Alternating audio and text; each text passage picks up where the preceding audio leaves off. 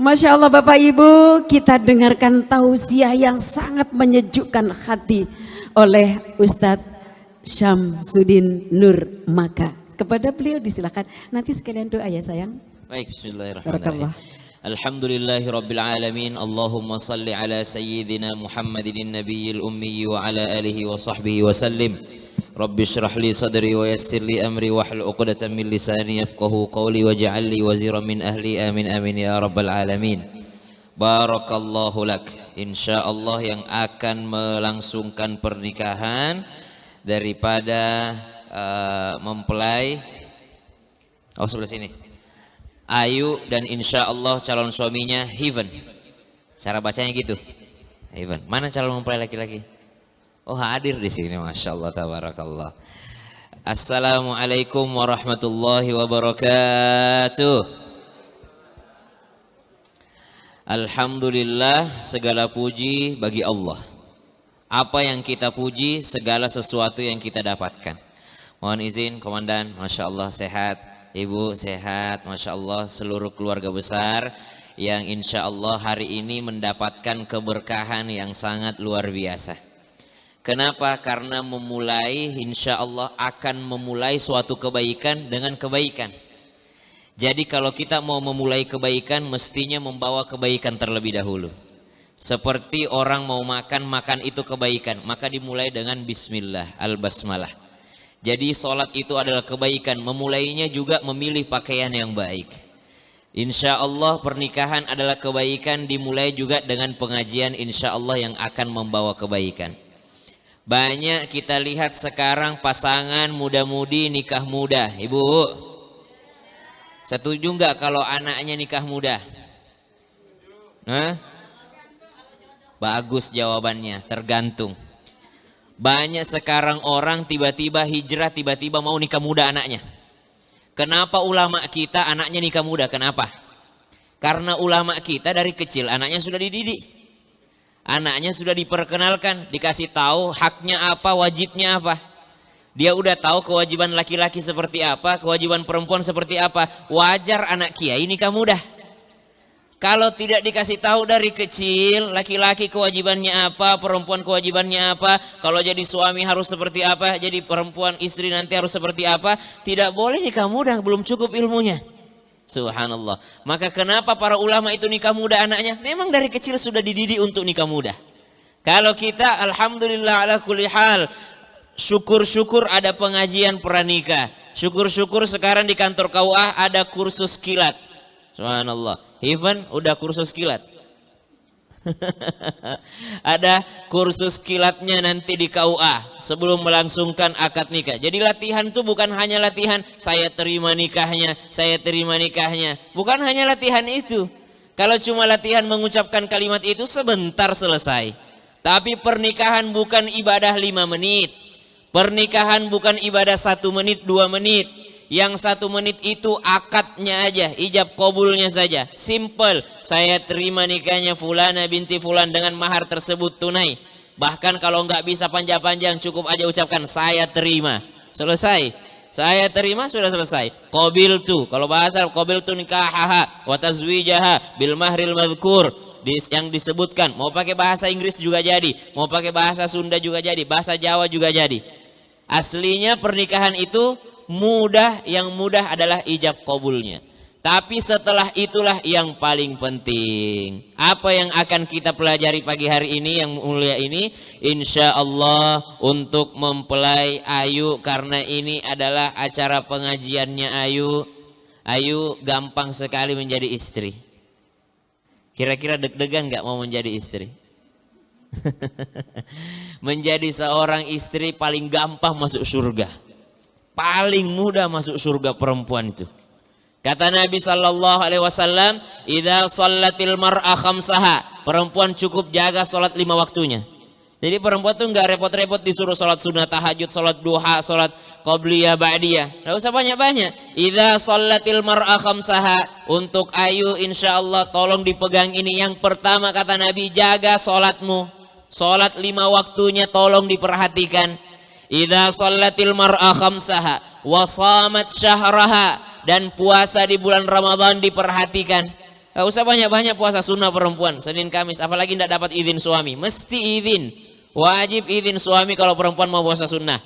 Tapi puasa wajibnya harus diperhatikan, sholatil mar'a khamsaha. Kalau perempuan sudah sholat 5 waktu, kemudian wasamat syahra, puasa di bulan suci Ramadan, kemudian wahafizat farjaha, menjaga kesuciannya, kehormatannya, kemuliaannya. Kemudian yang terakhir wa ta'at zaujaha, dan dia taat terhadap suaminya. 4 aja nih yuk. Kalau dikerjakan, Mbak Ayu insya Allah dikatakan qila laha, katakan kepadanya untuk silahkan masuk surga all access. Kita kalau ke hotel, kamar kita lantai 7, kita punya kartu masuk lift, nggak bisa kita ke lantai 8, nggak bisa. Kita kalau kamar kita di lantai 6, kita nggak bisa ke lantai 7. Itu kartu itu khusus buat lift ruangan lantai 7 aja, nggak bisa kemana-mana. Tapi begitu juga nanti di surga, ada orang pintu sholat, ada orang pintunya pintu zakat, pintu sedekah, pintu haji, pintu umrah, itu pintu mereka. Tapi bagi perempuan yang sudah menjalankan 4 tadi ini Ayu, gampang banget Mbak Ayu untuk masuk surga. Sholatil mar'a khamsah, sholat 5 waktu, insya Allah jaga ya. Sholat 5 waktunya tolong dijaga, tolong diperhatikan pas nanti akad nikah. Diperhatikan sholatnya, jangan sampai akad nikah menghalangi sholat. Masa mau memulai bahtera rumah tangga sudah melawan Allah? Banyak itu yang seperti itu. Baru mau mulai pernikahannya sudah melawan Allah. Bagaimana mau Allah berkahi pernikahannya? Baru mau memulai pernikahannya sudah yakni melawan perintah Allah. Maka mulai dengan kebaikan. Jaga sholat 5 waktunya. Kalau perlu bilang sama MUA-nya, saya wudhu dulu sebelum make up. Kau siap-siap tacap kembali, karena waktu sholat saya mau sholat. Sholat 5 waktunya dijaga. Pengantinnya saja, Bu, saya ingatkan seperti ini, apalagi cuma tamunya. Tamunya yang banyak yang lupa sholatnya. Pengantinnya aja sholat, tamunya nggak sholat. Gara-gara MUA dia tidak sholat. Gara-gara tidak mau luntur alisnya.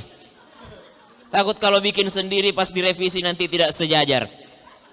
Tidak seimbang. Hati-hati, sholat 5 waktunya dijaga. Sholat 5 waktunya dijaga. Perempuan biasanya Mbak Ayu diingatkan agar menjaga betul sholat 5 waktu.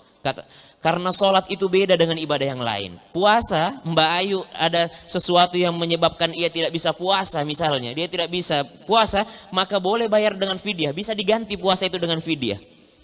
Zakat, bagi orang yang tidak mampu, tidak wajib dia berzakat, kecuali zakat fitrah. Haji, bagi yang mampu saja. Semua ibadah ada toleransinya, kecuali sholat. Sholat tidak ada. Tidak bisa sholat berdiri, duduk engkau. Tidak bisa sholat duduk, baring engkau. Tidak bisa sholat baring dengan hati engkau, dengan isyarat. Tidak bisa sama sekali, nanti diqadha sholatnya. Tidak ada toleransi untuk sholat. Makanya satu-satunya ibadah kalau ditinggalkan kafir, sholat. Kalau dia tinggalkan sholatnya ini sangat berbahaya, keluar dari Islam. Maka yang pertama buat Mbak Ayu, Masya Allah tabarakallah, jaga sholatnya. Ustadz, apa hubungannya sama pernikahan sholat itu? Subhanallah, cinta itu, pernikahan itu kalau kata ulama bagaikan segitiga. Segitiga, ini Allah, ini Ayu, ini heaven. Kalau dua-duanya semakin mendekat ke Allah, semakin erat dia, karena semakin menyatu. Tapi kalau salah satunya saja mendekat ke Allah, satu jauh, subhanallah, tidak akan bisa ketemu. Atau dua-duanya menjauh dari Allah, maka akan semakin jauh itu hubungan perasaannya. Siapa pemilik hati? Pemilik hati adalah Allah. Coba belajar sama senior-senior. Coba tanya bunda, coba tanya mama. Pernah benci nggak sama papa mah? Pernah nggak tiba-tiba bad mood sama papa? Pernah. Papa juga demikian, tanya papa. Papa pernah tiba-tiba nggak suka nggak lihat mama atau bosan sama mama. Ada perasaan itu, tapi siapa yang pemilik hati ini agar kita bisa cinta terus, agar kita bisa sayang terus? Allah. Makanya Mbak Ayu nggak usah repot-repot kocek lokasinya suamimu kelak. Nggak usah repot-repot send live location, nggak usah. Kita ini nggak bisa jagain manusia 24 jam. Allahu la ilaha illa huwal hayyul qayyum. Sehebat apa sih kita buat jagain orang 24 jam? Gak bisa, CCTV aja bisa hilang. CCTV aja 24/7 bisa lenyap nihil. Ada saksinya aja bisa berubah hasilnya. Subhanallah, CCTV, subhanallah, bisa hilang. Apalagi kita manusia. Allahu la ilaha illa wal hayyul qayyum la ta'khudhuhu sinatun wala naum. Allah kasih sifatnya di situ. Apa kata Allah? La ta'khudhuhu sinatun wala naum. Allah tidak pernah mengantuk, tidak pernah tidur. Kenapa Allah katakan demikian? Hei manusia, jangan sok-sokan jagain manusia lain bahwa engkau bisa jaga mereka 24/7. Enggak mungkin. Kita ini, Mbak Ayu, ada ngantuknya, ada lalainya, ada tidurnya. Pas kita tidur bisa saja even kemana-mana. Pas Ayu lagi meleng dikit aja bisa kemana-mana. Kalau Ayu yang jagain, tapi kalau Allah yang jagain tidak bakal bisa kemana-mana. Titipkan kepada Allah. Begitu pula dengan anak, Bu. Anak kita kasih jajan, kira-kira yang dikasih per bulan 500.000 sama yang dikasih per bulan 100 juta, cukup yang mana? Yang mana yang cukup? Hah? Yang mana yang cukup? 100 juta atau yang 500.000 per bulan? Anak kuliah di luar negeri, satu dikirim 500.000, satu dikirim 100 juta per bulan. Yang mana yang cukup? Belum tentu, bukan kita yang menentukan. Tiba-tiba yang dikirim 500.000 per bulan ternyata dia punya online shop, dia jualan sendiri, dia apa segala macam. Jangankan 500.000 dia nikmati, dia cukupkan, tapi dia yang kirim uang ke orang tuanya. Yang 100 juta terlibat narkoba. Yang 100 juta terlibat kenakalan remaja. Dia habis uangnya buat pacaran sama pacarnya. Subhanallah. Malah nggak cukup uangnya. Jadi bukan kita yang mencukupkan, tapi Allah. Mbak Ayu, jaga hubungannya dengan Allah. Allah lah yang memiliki hatimu dan Allah juga yang memiliki hati suamimu kelak. Insya Allah calon suamimu. Kapan pernikahannya? Sabtu ini? Tanggal 22 Oktober. Oh, tanggal cantik insya Allah. Insya Allah mudah-mudahan juga mempercantik pernikahannya. Insya Allah. Biar gampang sebenarnya itu Mas Hifan hafalnya. Kita kalau tanggal cantik itu menguntungkan laki-laki sebenarnya. Karena kita ini sering lupa tanggal laki-laki. Ya, kalau perempuan selalu ingat tanggalnya, ahli sejarah. Tiba-tiba ngambek seharian. Kenapa ini istriku ngambek seharian? Apa salahku? Perasaan semalam baik-baik aja. Apa? Astagfirullah, ternyata anniversary lupa. Jadi apa keuntungannya tanggal cantik Mas Ivan? Insya Allah akan memudahkan kita ingat tanggalnya. Tanggal berapa nikah? 22 Oktober 2022. Selesai, aman. Saya kalau ditanya tanggal berapa nikah? 12321. Tanggal 12 bulan Maret tahun 2021. 12321. Gampang. Untungnya istriku lahirnya tanggal 7 bulan 7 tahun 2000. Selesai. Jadi gampang ingatnya. Itu pun kadang-kadang kita lupa beli kadonya tanggal 6. Itu pun masih lupa kadang-kadang. Subhanallah. Maka yang pertama jaga sholat Mbak Ayu. Itu yang paling penting. Dan seluruh jamaah tanpa bermaksud menggurui ataupun mengajari. Dan apalagi saya ingatkan juga. Walaupun ini acaranya Mbak Ayu nggak apa-apa kalau yang saya ceramai calon suaminya ya. Nggak apa-apa. Mbak Ayu, suamimu nggak sholat bukan tanggung jawabmu. Enjoy aja hidupmu. Santai aja. Bodoh amat. Paling ingetin aja sekali-sekali, mas sholat mas, mas sholat mas. Tapi di akhirat kau tidak bertanggung jawab. Tapi Mas Hifan, istrimu tidak sholat, kau yang bertanggung jawab. Istrimu tidak sholat, kau yang bertanggung jawab. Kalau tidak mau juga Ustaz, tetap perintahkan. Makanya dalam Al-Quran, fa'idhuhunna, berikan nasihat yang baik kepadanya. Wahjuruhunna fil madaji, diamkan dia di dalam kamar. Diamkan ia di dalam kamar, bukan didiamkan pisah rumah, tidak, diamkan dia di dalam kamar, karena lebih tersiksa itu didiamkan orang berdekatan dibandingkan berjauhan.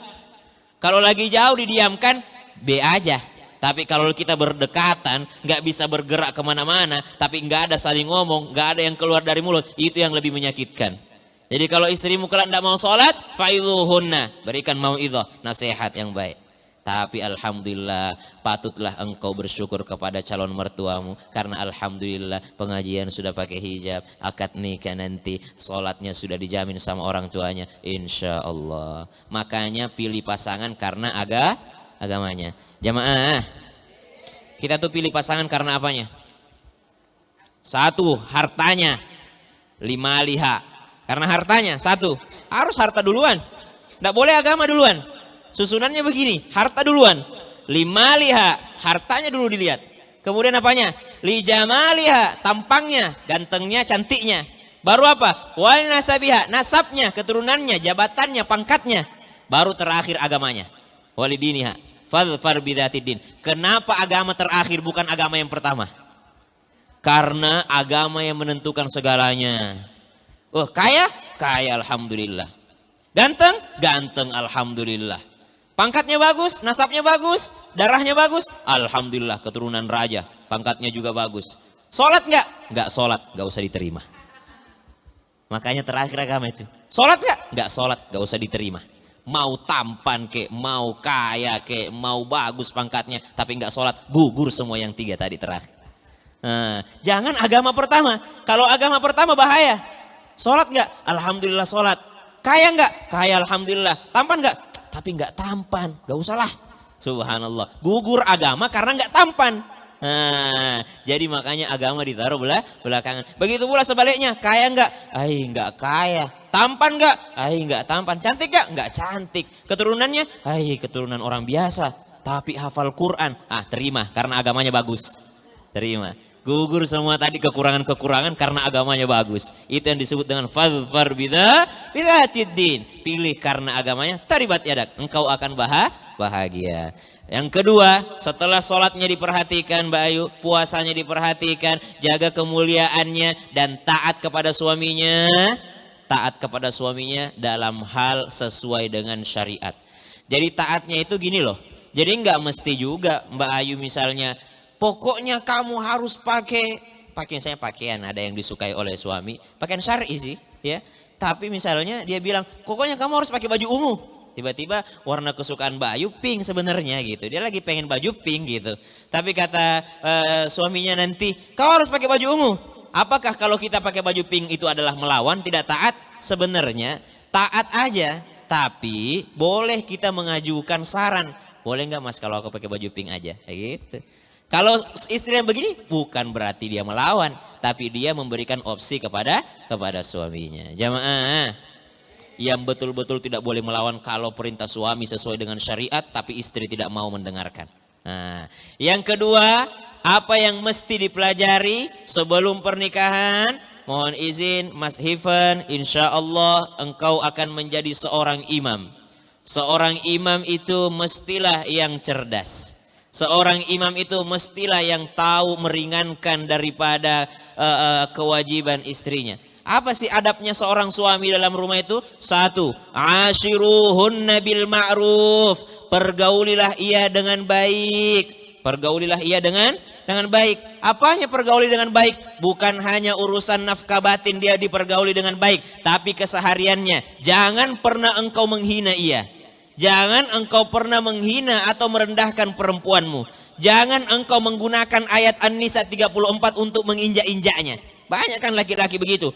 Dalam Al-Quran saja ngomong Allah, ar-rijalu qawwamun 'alan nisa. Laki-laki itu pemimpin bagi wanita. Ayat ini dipakai untuk menginjak-injak wanita. Padahal tidak seperti itu. Allahu la ilaha illahul hayyul qayyum seakar kata dengan qawwam. Qawwam, qaim. Qaim apa artinya? Yang mengurus. Ar-rijalu qawwamun 'alan nisa, bukan laki-laki memimpin wanita saja, tapi laki-laki mengurusi wanita. Subhanallah. Jamaah.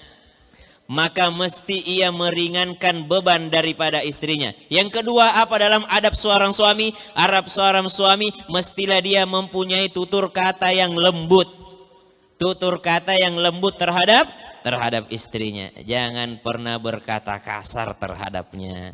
Jangan pernah merendahkan martabatnya. Jangan pernah merendahkan ia. Kamu tidak bakal masuk surga kalau saya tidak ridho. Wah, kau itu surgamu ada sama saya. Subhanallah. Jangan sampai seperti demikian. Yang ketiga apalagi? Meringankan bebannya. Seorang laki-laki yang baik, suami yang baik, insya Allah Mas Hivan akan seperti ini.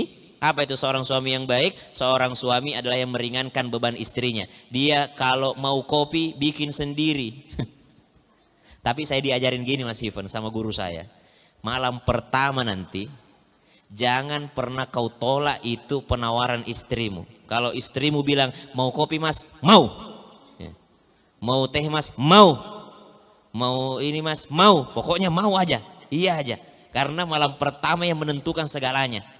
Kapan kau bilang, mau kopi mas? Gak usah lah, capek kamu ntar. Gak usah nanti. Capek terus itu 10 tahun ke depan. Malam pertama itu, saya diajari guru saya seperti itu. Jadi yang menentukan itu malam pertamanya Mas Ivan. Kalau dia tawari, mau kopi mas? Langsung bilang, iya mau, siap. Iya mau, iya mau, iya mau. Nah, langsung ambilkan, suruh ambilkan. Kenapa? Itu yang menentukan segalanya nanti ke depannya. Kapan malam itu kau bilang, gak usah lah, aku bisa ambil sendiri. Oh, 10 tahun ke depan kau ambil sendiri. Sampai 20 tahun bakal kau bikin sendiri kopimu. Maka malam pertama ya yang menentukan. Subhanallah. Jamaah. Jamaah. Alhamdulillah. Kemudian yang ketiga, laki-laki itu mesti mengerti cara menunjukkan cintanya. Nah, ini adabnya seorang suami. Mas Ivan, perempuan itu suka surprise. Perempuan suka ditunjukkan cintanya. Nabi Shallallahu Alaihi Wasallam itu menunjukkan cintanya kepada istrinya. Jamaah, ini bulan Maulid, kita bicara Nabi, bagaimana Nabi kepada istrinya. Jadi Bunda Aisyah cerita, Bunda Aisyah radhiyallahu taala anha cerita, kata Bunda Aisyah, pernah saya bertemu dengan Nabi Shallallahu Alaihi Wasallam, lalu Nabi dalam keadaan good mood, jadi moodnya lagi bagus. Jadi ketika Nabi moodnya lagi bagus, saya pun iseng aja gitu, ya Rasulullah, wahai suamiku, doain aku dong, gitu. Karena Aisyah melihat suaminya dalam keadaan bagus moodnya, maka Bunda Aisyah bilang, suamiku doain aku dong. Nanti sekali-sekali Mbak Ayu boleh gitu, minta didoain sama suaminya. Lalu apa yang dilakukan Nabi SAW ketika Bunda Aisyah minta didoain? Nabi SAW mengangkat tangannya lalu mengatakan, Aisyah, engkau ingin didoakan? Kata Bunda Aisyah, ya Rasulullah, saya ingin didoakan. Maka Nabi mengangkat tangannya, Allahumma ghfir li Aisyah. Ya Allah, ampuni dosanya Aisyah, yang telah lalu dan yang akan datang, yang terang-terangan ataupun yang dia sembunyikan. Ampuni seluruh dosanya Aisyah, ya Allah. Ampuni dosanya istriku, ya Allah. Subhanallah. Saking bahagianya Ibunda Aisyah, ya, cara Nabi nunjukin cintanya itu didoain. Saking bahagianya Ibunda Aisyah lalu menjatuhkan kepalanya ke pahanya Nabi. Subhanallah. Ya, pengen digituin Bu. Menjatuhkan kepalanya ke pahanya Nabi. Kata Nabi SAW, apakah sebahagia itu engkau kudoakan? Kata Aisyah, ya iyalah, istri mana yang tidak bahagia didoakan diampuni dosanya oleh suaminya, didoakan masuk surga. Tentu saja saya bahagia ya Rasulullah, apalagi suamiku adalah Nabi, apalagi aku tahu bahwa doamu pasti diterima. Ya aku tentu bahagia, sungguh bahagia aku wahai Rasulullah. Apa jawaban Nabi pada saat itu? Kata Nabi, kalau engkau kudoakan satu kali saja sebegitu bahagianya, bagaimana dengan umatku? Itu adalah doa untuk umatku di setiap salatku. Subhanallah. Jadi kalau Aisyah sekali aja didoain begitu bahagianya, kita di tiap sholatnya Nabi doain kita, Allahumma firli ummati, ya Allah ampuni dosanya daripada umatku, ya Allah ampuni dosanya. Jadi Nabi pandai menunjukkan cinta. Jadi Mas Hifan, nanti tunjukkan cinta, jangan ada gengsi-gengsian, mentang-mentang saya polisi, mentang-mentang dia berwibawa di luar, di dalam rumah jangan berwibawa. Di dalam rumah Nabi SAW di luar panglima perang, pulang ke rumahnya jadi kuda-kudaan buat cucunya. Jadi kuda-kudaan buat cucunya. Nabi di luar rumah panglima perang, pulang ke rumahnya, ya Aisyah ada sarapan enggak? Enggak ada sarapan. Kalau begitu aku lagi puasa. Aku puasa, seorang panglima perang, manusia paling mulia, pangkat tertinggi yang ada di dunia ini, jabatan tertinggi ada di dunia ini. Nabi SAW pulang ke rumahnya enggak ada sarapan, enggak marah. Apa katanya? Saya lagi puasa. Pernah Nabi lagi puasa, dia pulang. Pas dia pulang, kecium bau masakan. Padahal hari Senin, Nabi lagi puasa. Aisyah langsung tersadar, kata Aisyah, astagfirullah, Nabi lagi puasa nih. Apa jawaban Nabi SAW? Enggak kok, aku lagi enggak puasa kok. Itu masakan kayaknya enak banget, aku batalin deh puasaku. Menghargai istri, subhanallah. Subhanallah, puasa sunnahnya saja bisa dikesampingkan terlebih dahulu untuk memuliakan istrinya, menunjukkan rasa cintanya terhadap istrinya. Subhanallah. Nabi pulang tengah malam, apa yang dilakukan Nabi? Apakah Nabi gedor-gedor pintu? Nabi tidak gedor-gedor pintu. Nabi tertidur di depan pintu karena khawatir mengganggu istrinya yang sedang tidur. Ternyata apa yang terjadi? Ini kalau cinta karena Allah ya. Ternyata istrinya juga tertidur di balik pintu karena khawatir suaminya pulang nanti nggak kedengeran. Subhanallah. Cinta karena Allah. Kalau ibu? Udah dibilang jangan di silent HP-nya, di silent. Kita mau masuk rumah nggak ada yang bukain pintu. Subhanallah. Jadi begitulah Nabi SAW menunjukkan cintanya. Cinta karena Allah itu sederhana. Nabi nggak butuh rumah mewah, Nabi nggak butuh mobil mewah, Nabi nggak butuh uang banyak, tapi karena disandarkan kepada Allah Subhanahu wa taala, maka cinta itu bisa menjadi cinta yang sejati. Mbak Ayu, jaga sholatmu, taat kepada suamimu. Yang ketiga, dalam kitab Allamatnil Haya, kehidupan telah mengajariku, pasal pertama yang diucapkan di situ, kama tadi nutudan, bagaimana engkau memperlakukan, begitu pula engkau akan diperlakukan. Kalau engkau hendak punya anak soleh, maka hendaklah engkau menjadi anak yang solehah untuk kedua orang tuamu. Mas Hiven, jangan kau bermimpi punya anak yang baik kalau kau tidak baik kepada orang tuamu. Jangan bermimpi kau punya anak soleh kalau kau tidak soleh terhadap orang tuamu. Nanti tanggal 22 Oktober insya Allah kalian akan punya orang tua 4. Kalian akan punya orang tua tambahan. Maka subhanallah, kalau bercita-cita punya keturunan yang soleh, wajib bagi kalian juga menjadi anak yang soleh. Banyak orang berusaha punya anak soleh, dia lupa kenapa anaknya tidak soleh-soleh. Ternyata dia hanya tidak soleh terhadap orang tuanya. Ada seorang ayah, dia datang ke rumah anaknya. Ketika dia datang ke rumah anaknya, kata anaknya, saya bosan lihat ayah, udahlah ayah keluar dari rumah ini atau saya bunuh ayah. Ini cerita zaman jahiliyah, tapi ada memberikan pelajaran untuk kita. Kata anaknya, papa keluar dari rumah ini, pergi dari rumah ini atau saya bunuh ayah. Kata dia begitu. Kata papanya, saya nggak rela keluar dari rumah ini, lebih baik kau bunuh saya. Kata anaknya, baiklah, ambil pedang anaknya. Kata bapaknya, jangan kau bunuh saya di sini, saya membesarkan engkau di rumah ini. Kalau kau mau bunuh saya di ujung padang pasir sana. Apa kata anaknya? Ayah, apa bedanya sih engkau mati di sini dengan engkau mati di sana, sama-sama mati juga. Gak usah jauh-jauh. Apa kata bapaknya? Karena di sanalah dulu saya bunuh bapakku. Karena di sanalah dulu saya bunuh bapakku. Jadi apa yang engkau lakukan, begitu pula engkau akan diperlakukan. Seorang ayah, dia datang kepada rumah anaknya yang pertama karena istrinya baru meninggal. Kata anaknya yang pertama, tinggallah di sini ayah, tinggallah di sini ayah. Tinggallah ayahnya. Setahun 2 tahun mereka berbahagia. Semakin tua semakin pikun ayahnya. Semakin pikun semakin menyusahkan. Jadi beda itu merawat anak dengan merawat orang tua. Merawat anak semakin lama semakin berguna. Merawat orang tua semakin lama semakin menyusahkan. Semakin lama semakin menyusahkan, semakin sensitif dia. Tapi begitu semakin gampang nangis, semakin gampang tersinggung merawat orang tua. Makanya pahalanya sangat besar. Makanya pahalanya sangat besar. Dia rawat orang tuanya, semakin pikun. Kata istrinya, kata menantunya nih, udahlah bapakmu taruh di belakang aja di kamar supir. Kalau di sini dia bisa pipis sembarangan, subhanallah. Akhirnya setujulah anaknya, dibawalah bapaknya tinggal di kamar supir di belakang. Akhirnya dikirimkan makanan, setiap dikirimkan makanan pecah piring, dikirimkan makanan pecah piring. Kata istrinya, kata menantunya tadi, dia bilang, udahlah papa dikirimin pakai Tupperware aja lah, biar nggak pecah-pecah. Pakai piring plastik aja. Akhirnya dikirimkan makanan setiap hari pakai piring plastik. Akhirnya bertahun-tahun berlalu, meninggallah ayahnya tadi. Meninggal ayahnya, dikuburkan, ditakziahi, semua bersedih. Akhirnya bersih-bersih kamar bekasnya karena mau diisi sama supir. Apa yang terjadi? Anaknya yang umur 2 tahun ikut-ikutan di situ. Dia peluk piring kakeknya. Dia peluk piring plastik kakeknya. Ditanya sama bapaknya, udahlah buang aja itu nak, kotor-kotor. Kata ibunya, buanglah nak, kotor, nanti mama beliin yang baru. Enggak, aku mau ini punya kakek. Buat apa nak, kotor, nanti beli yang baru. Enggak, aku mau simpan ini. Buat apa nak kau simpan? Nanti kalau papa mama udah tua, aku taruh sini, aku kasih makan pakai ini.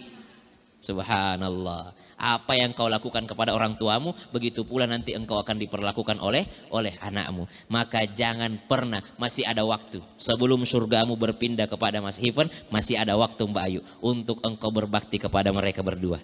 Merekalah surgamu, minta ridhonya. Beda itu kalau orang, pasti saya yakin bunda, ayah bunda tidak pernah lupa mendoakanmu. Tapi sangat berbeda ketika engkau yang meminta doa mereka. Beda ketika kau genggam tangan mereka, kau berlutut di hadapan mereka. Ma, panggil apa? Mama.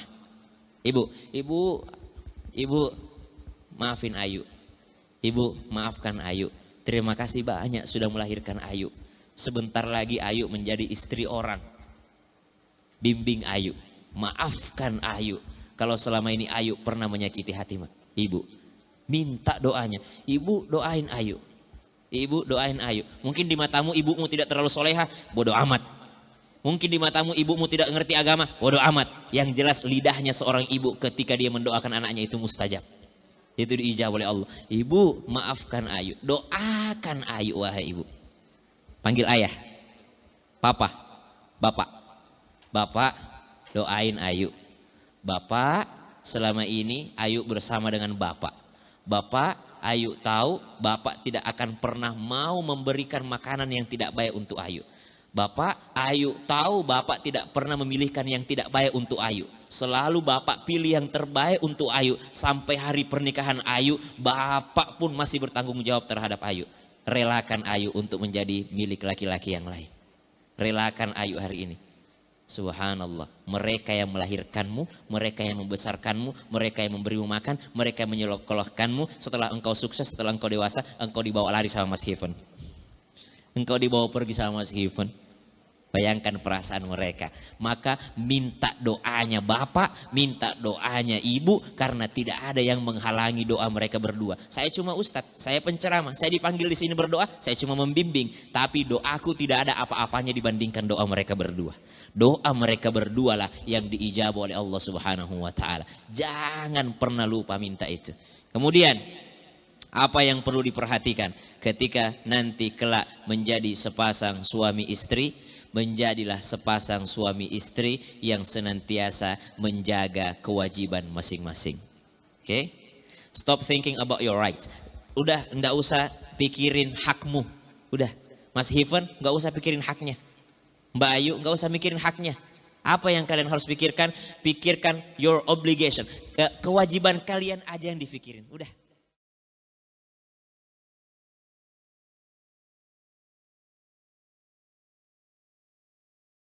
Terus kewajiban saya sebagai istri ini, Mas Hiven, kewajiban saya sebagai suami ini, udah nggak usah nuntut hak itu akan datang dengan sendirinya. Allah yang akan menyampaikan haknya.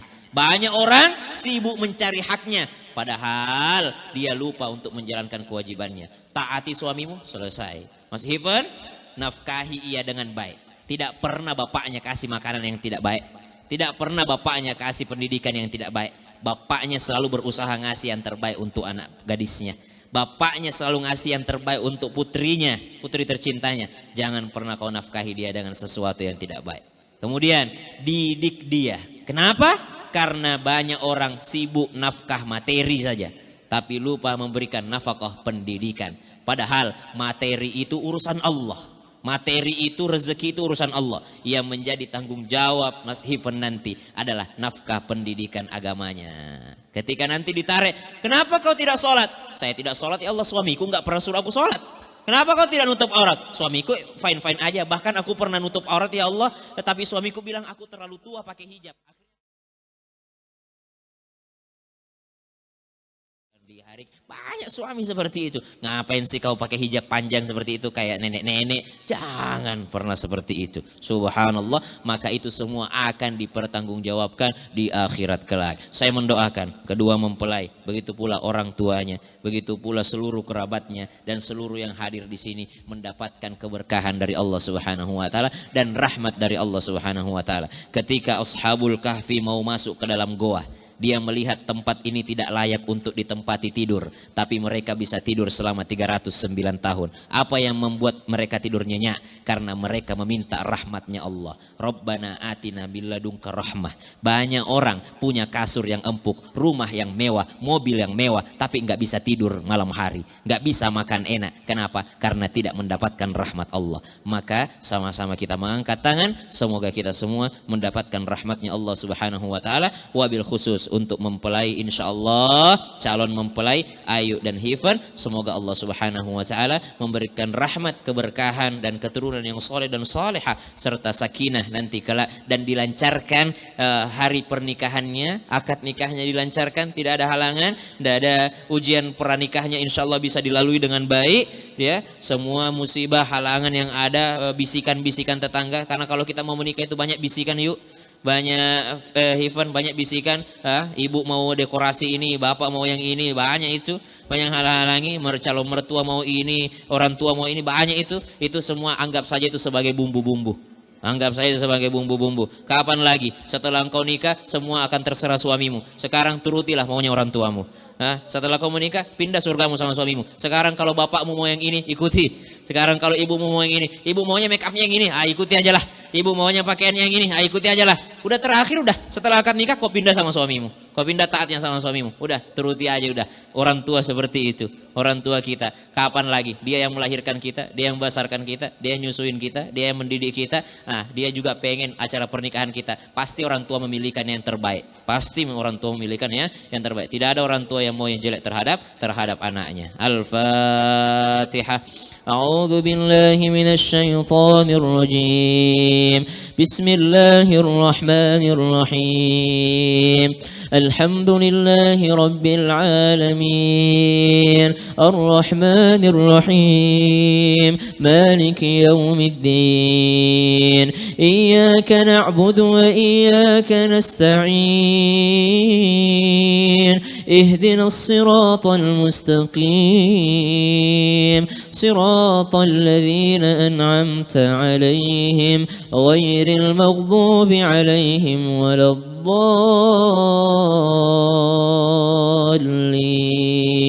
آمين ربنا تقبل منا إنك أنت السميع العليم وتب علينا إنك أنت التواب الرحيم ربنا أفرغ علينا صبرا وتوفنا مسلمين وألحقنا بالصالحين ربنا أفرغ علينا صبرا وثبت أقدامنا وانصرنا على القوم الكافرين ربنا ظلمنا أنفسنا وإن لم تغفر لنا وترحمنا لنكونن من الخاسرين ربنا اغفر لنا ذنوبنا ولوالدينا وارحمهم كما ربونا صغارا اللهم لا تدع لنا ذنبا إلا غفرته Ya Allah yang maha mengampuni dosa-dosa hambanya. Jikalau seandainya ada yang datang ke sini membawa dosa-dosanya, jangan engkau biarkan ia pulang dari sini sebelum engkau ampuni seluruh dosanya. Wabil khusus untuk Ayu dan Hifan ya Allah, jikalau ada dosa mereka sebelum mereka menikah, ya Allah ampuni seluruh dosa mereka. Ya Allah ya Rahman ya Rahim, wala maridan illa syafaita, Rabbi yassir wala tu'assir. Ya Allah yang maha mudahkan urusan kami ya Allah. Wabil khusus untuk menjelang pernikahannya Ayu dan Hifan ya Allah, berikan kemudahan untuk mereka, berikan kelapangan hati untuk mereka, cukupkan rezeki mereka hanya dari rezeki yang halal sehingga mereka tidak mencari yang haram. Perkaya mereka dengan meminta kepadamu sehingga mereka tidak meminta selain darimu ya Allah. Allahumma kfina bihalalika an haramik wa aghnina bifadlika amna siwak. Allahumma ighfir lana dhunubana wa liwalidina. Wabil khusus ya Allah untuk Ayu ya Allah, jadikan ia kelak istri yang salihah. Sebelumnya jadikan ia anak yang salihah untuk kedua orang tuanya. Jadikan dia anak yang salihah untuk ibunya. Jadikan ia anak yang salihah untuk bapaknya. Jadikan ia saudari yang salihah untuk saudara-saudaranya. Jadikan ia putri yang salihah untuk kedua orang tuanya, sehingga kelak ia akan dikaruniakan keturunan yang saleh dan salih. صالحا ربنا هب لنا من أزواجنا وذرياتنا قرة أعين واجعلنا للمتقين إماما يا Allah. Wabil khusus untuk orang tua mempelai calon mempelai ini ya Allah, bapaknya Ayu, ibunya Ayu, panjangkan umurnya sehingga mereka berdua bisa bermain dengan cucu-cucunya kelak. Panjangkan umurnya, sehatkan mereka sehingga mereka bisa membersamai hingga cucu cicitnya nanti ya Allah ya Rahman ya Rahim. Rabbana atina fid dunya hasanah wa fil akhirati hasanatan wa qina adzaban nar wa sallallahu ala sayyidina Muhammad walhamdulillahi rabbil alamin. Insyaallah apa yang kita doakan khusus untuk kedua mempelai dan keluarganya hari ini, kata malaikat walaka mithluh, dan bagimu juga, bagimu juga, bagimu juga. Jadi tidak ada ruginya kita mendoakan orang lain karena kita juga didoakan oleh para malaikat. Selamat Hivan dan juga Ayu. Selamat insyaallah Bapak, Ibu, dan insyaallah menjadi keluarga besar nanti yang mudah-mudahan keluarga yang bukan hanya berkumpul di dunia tapi juga berkumpul di Jannatul Firdaus. Ibu, Bapak enggak usah terlalu sedih berpisah dengan Ayu. Berpisah sementara di dunia, tapi kalau dia menjadi istri yang solehah itu menjadi wasilah akan mengumpulkan kembali nanti keluarganya di Jannatul Firdaus. Kurang lebihnya mohon dimaafkan. Wallahul hadi ila siratil mustaqim. Assalamualaikum warahmatullahi wabarakatuh.